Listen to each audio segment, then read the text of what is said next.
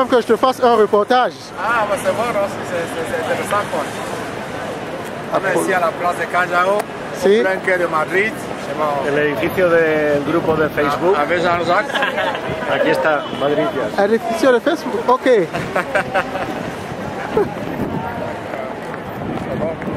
Alors Apollo, comment tu présentes ta ville là? On est ici à Madrid. Bon, Madrid c'est une ville charmante, ça fait 20 ans que je suis ici à Madrid vraiment. C'est une ville cosmopolite. Ouais. Il y a beaucoup d'étrangers ici, nous sommes bien acceptés. Bon, évidemment, ma famille est ici, mes enfants, ma femme. Bon, mais comme étranger, je me trouve très intégré aussi. La preuve, on a des disques à la FNAC quand même aussi. Ah bon, si, il y a quelques disques d'Apollo à la FNAC, pas le nouveau, mais les anciens. Ouais. Bon, mais c'est un plaisir quoi. Aussi, même j'ai vu hier, tu étais avec l'ambassadeur de France en Espagne qui est venu voir ton concert. Comment tu ressens ça en fait? Bon, disons l'ambassadeur, la femme de l'ambassadeur. Ok. Bon, c'était un plaisir pour moi quoi, de trouver une personnalité importante qui est assistée à ce concert. Et puis c'était la fête pour tout le monde. Pour moi, c'était une chose unique pour moi. Ouais. C'est chouette. Et quels sont tes projets dans l'avenir en fait? Mes projets, c'est jouer, continuer à jouer, et puis toucher les émotions des autres. J'ai pas un autre projet dans la musique. Jouer, voyager, jouer du son, être reconnu. À personne, ça ne lui vient mal. Être reconnu, que les gens me connaissent, qu'ils acceptent ma musique. Et puis qu'ensemble, on puisse changer les idées. Mais tu es reconnu parce que moi j'ai suivi dans l'avion qui m'amenait de Dublin à Madrid. Il y a tes chansons qui passent quand même chez Iberia. Et il y a Miguel, ton manager, qui m'a dit également qu'elle passait au niveau de transport ferroviaire. Bon, c'est aussi une marque de reconnaissance. Bon, ça a été une surprise pour moi quoi. Quand la première fois qu'on m'a dit ça, je n'y croyais pas. Bon, effectivement, c'est comme ça. Bon, ça pouvait être Apollo parce que mon autre artiste quoi. Ouais. C'est lui qui a écouté ça, c'est là lui, il avait le pouvoir de décision. Il a mis ça là, mais c'est pas si spécial ça. Mais quelle autre reconnaissance à quelle autre reconnaissance tu penses hein? À la FNAC, je viens de voir tes disques qui sont également. Partout où tu passes, on reconnaît, mais Apollo, les Espagnols te connaissent. Quelle autre reconnaissance tu as besoin? J'ai besoin de la reconnaissance des Africains, des Camerounais, parce que, bon, après tout aussi c'est mon milieu. L'Afrique c'est une partie de ma vie. Et l'Europe aussi, bon, parce que ma famille est ici, ça fait 20 ans que je suis là, mais cette partie africaine là, c'est une chose qui me manque. Et je sais que petit à petit, bon, ça va se faire. Quoi. Oui. Et ici à Madrid, les Africains ne te reconnaissent pas non plus ou bien? Bon, il y a des Africains qui me reconnaissent, mais cependant quand je fais des concerts, c'est toujours plein par les Occidentaux. Peu d'Africains viennent ou quelquefois ils ne viennent même pas. Bon, mais je ne sais pas si c'est des conditions de vie qui sont difficiles ou bien c'est un problème de conscience personnelle. De dire, bon, il faut qu'on appuie un de l'autre. Bon, mais aussi avec le temps, ça va changer. Cependant, avec les Sénégalais, je vois beaucoup de Sénégalais autour de... Quand Youssou N'Dour vient, c'est toujours plein. Et bon, j'espère que les Camerounais, avec le temps, ils vont comprendre que la culture, il faut aussi défendre notre culture. Mais donc, c'est un mal camerounais parce que ce n'est pas qu'ici. Hein. Moi, je me souviens quand on va dans les concerts de Richard Bona, par exemple, il y a le pourcentage de blanc ou de noir, de blanc par rapport à celui de noir est assez petit. Quand on va au concert de Manu Dibango, comparé par exemple à Papa Wemba ou bien à Kofi, donc ce n'est pas un mal typiquement africain, on va dire, c'est un mal camerounais. Et comment tu l'expliques toi alors? Bon, quelquefois je suis, puisque je ne peux pas mal penser au lugar, bon, je à la place, à la place de... À la place des autres. Moi je suppose que peut-être aussi, à part d'être un problème culturel, c'est un problème économique. Parce que bon, aller à un concert, c'est aussi des dépenses. Il faut payer le taxi aller-retour, il faut payer la consommation. Et puis beaucoup des immigrés qui travaillent en Europe, ils ont une vie un peu rigide quoi. Ils rentrent tôt la nuit, ils sortent tôt du matin, la plupart vivent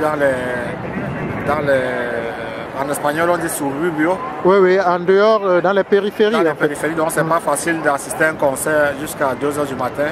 Et puis, moi, c'est la raison que je donne pour me tranquilliser, quoi. Ok, ouais. Mais alors, si c'est un problème économique, ça veut dire que les Aérois et les Sénégalais n'ont pas ce problème, alors? Bon, puisqu'ils sont quand même présents lorsque les leurs assistent, font des concerts. Peut-être ils ont ce problème, mais la connaissance, la motivation culturelle fait qu'ils supèrent ce problème-là.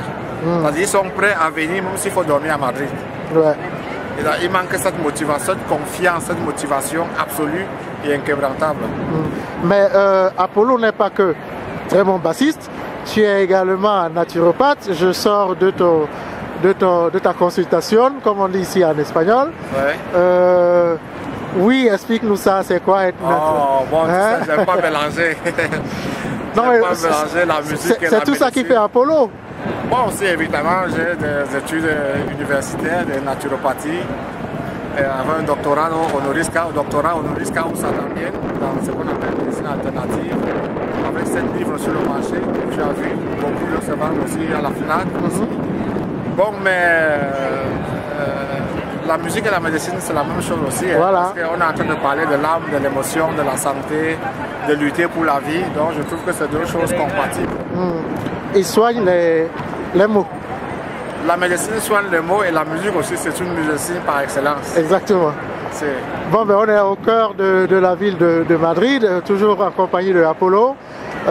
On continue dans notre balade, Apollo. Et merci beaucoup. Jean-Jacques Dikongué, merci d'être sur cette place aujourd'hui avec le manager Miguel qui est là à côté. Si, Miguel, que l'on aperçoit très discret. Ah, Miguel, comment te vas? Bien, me va bien. Okay. Pour le moment, c'est comme la main droite d'Apollo Bass ici en Espagne. Bon, il travaille avec moi depuis 2005. On est là et puis il faut s'étendre dans d'autres pays. La musique n'a pas de frontières. Exactement. Laissons de mettre des frontières à la musique. Ok. Ben, on va retenir le maître mot. Pas de barrière dans la musique. À très bientôt. Merci de me donner cette opportunité. Je t'en prie. Voilà. Ok. No, me estoy ahí la inspiración. Hasta venir la aviación, hacemos la raqueta a la primera entrada. Ok, Apollo, là on est en train de se diriger vers chez toi. Ah ouais. Alors, on disait, alors qu'est-ce qui t'amène toi à la basse finalement? Pourquoi la basse? Qu'est-ce qui t'amène? Qu'est-ce qui te motive? C'est une question difficile de répondre, mais si je pouvais simplifier, je veux dire que ce qui m'amène à la basse, on appelle ça en espagnol atrevimiento. Atrevimiento, c'est le risque. Ouais. Le risque de faire de la mélodie, parce que la musique c'est un risque. Parce que quand vous composez, vous jouez, vous avez envie de trouver ces gens que votre musique appassionne. Donc, quand vous trouvez ces gens-là, vous avez une grande compensation. Et quand vous ne trouvez pas, vous vous sentez comme frustré. Donc, c'est pour ça que je dis qu'un niveau de la musique, c'est le risque. Mais la basse, c'est l'instrument qui le plus me produit ce risque-là. Parce que là, sur le plan pratique, le bassiste résume toutes les autres mélodies, tous les autres rythmes et toutes les autres harmonies. La basse, c'est comme l'instrument, mais sur lequel les autres instruments viennent se greffer. Quoi. Et bon, dans une interview que tu donnais, n'est-ce pas, à la Tribune d'Artistes, tu disais Vicky t'a beaucoup influencé par ses lignes de basse. Et aujourd'hui, là, qui t'influence encore? Ou bien qui te... on va dire ça comment? Oui, qui te passionne en l'écoutant comme bassiste, toi qui es bassiste aussi? Bon, disons que ce que je veux dire, ça peut sonner très contradictoire, non? Actuellement, je n'écoute pas les bassistes africains.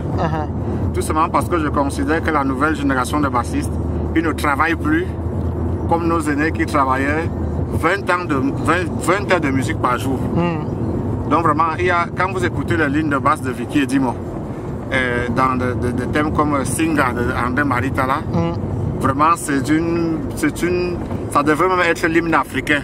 Je ne sais pas ce que Tala dit dans ce thème-là, mais l'harmonie, le jeu de la basse que Vicky fait là-bas, vraiment, 100 ans vont passer, cette ligne de basse-là sera toujours en vigueur, non? Bon, ce genre de ligne de basse, c'est ce qui me donne la vie dans la musique. Bon, ben, nos bassistes actuels, il est difficile de trouver quelqu'un qui vous met ce genre de basse là sur la table. On a l'impression que tout c'est le superficiel, faire ce que les autres veulent comprendre. Il n'y a pas de risque. D'accord. Je n'aime pas les lignes de basse qu'on peut prédire. J'aime les lignes de basse qui surprennent.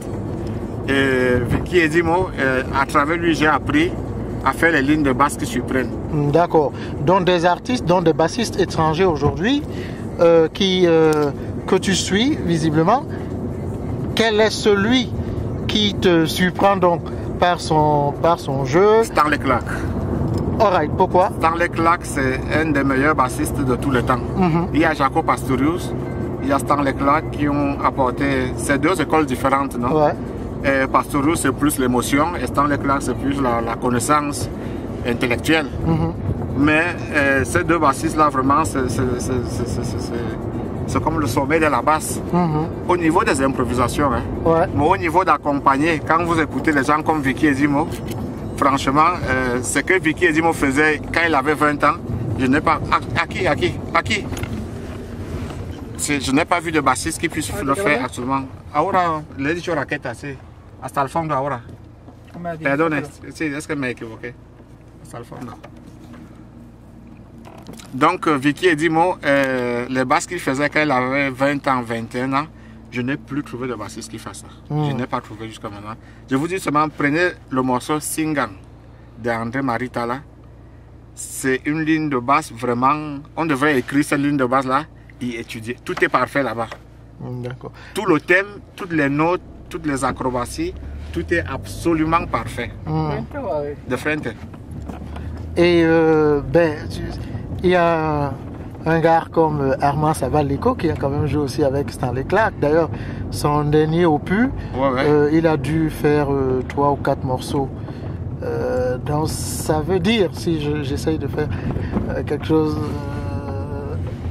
être impressionné par Stanley Clarke, voudrait également dire que Armand fait des choses admirables. Si... Non, mais Armand Leco, c'est un grand bassiste. Hein. Armand Leco, je crois même que c'est le Camerounais avec le plus de lauréats qui a le plus accompagné les artistes de haut niveau. Non? Au niveau, je crois que franchement, c'est le Camerounais qui a ouvert la porte à d'autres Camerounais aux États-Unis. Tout à fait. Armand Leco, son curriculum parle pour lui, non? Je ne faut pas ajouter quelque chose là-bas. Ouais. C'est son curriculum parle pour lui. J'aimerais avoir ce curriculum-là. Ben, là, tu as ton 4e disque, là. Ouais. Ben, des merveilles. Parle-nous, par exemple, de... Moi, tu m'as donné un disque là, qui est sorti en 2008. En 2008, ouais. Apollo Bass, Jazz Fusion. Ouais. Et le thème Jazz pour l'Amérique. Jazz pour l'Afrique. Ouais, parle-nous un peu de ça. Bon, Jazz pour l'Afrique, c'est une hymne à l'Afrique, quoi. L'Afrique, c'est la berceuse de l'humanité, c'est l'origine de la vie biologique. Et puis, c'est aussi des chagrins que j'ai pour l'Afrique, parce que ça fait longtemps que je n'ai vu plus en Afrique. Donc, c'est une revendication, ce thème-là. De bon, c'est notre terre, il faut faire quelque chose pour elle. Et c'est important, quoi. D'accord. C'est notre maison. Bon, ben, on va descendre d'abord.